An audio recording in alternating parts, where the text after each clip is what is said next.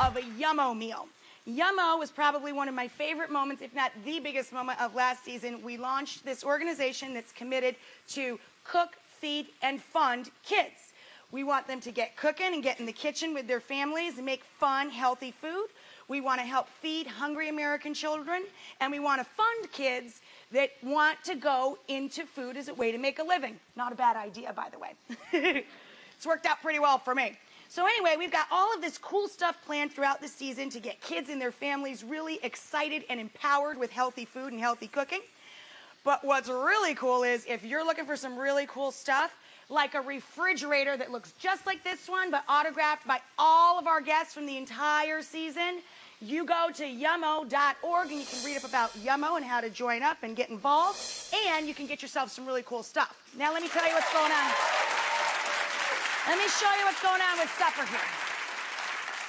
This is a very Yummo meal. Okay, so picky eater person number one, they're just going to get their plain old steamed trees. That's what we call them in my family. They're going to get their trees and their chicken, and they will not touch, not a bit.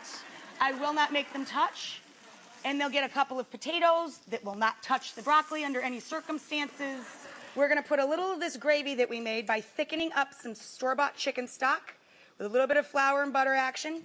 I added a splash of cream in there, or whatever you put in your morning coffee, you know, whole milk, half and half, whatever you have on hand. Splash of cream in there. Now I'm going to add a little bit of Dijon mustard. This is for our fancy friends in the house. And a little bit of fresh tarragon. We all know how Dr. Phil feels about tarragon now, but I'm telling you, it's pretty darn tasty, especially with the Dijon mustard. So you put that all together, pour that down over the top. Hello, dinner number 2. Dinner number 3. And I think this one will convert a lot of former picky eaters because we're adding a little bit of sharp cheddar cheese.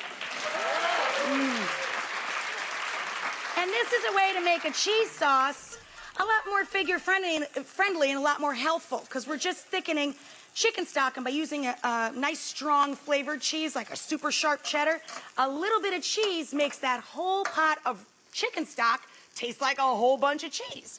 But it's better for us. Potatoes, put the broccoli right on in there.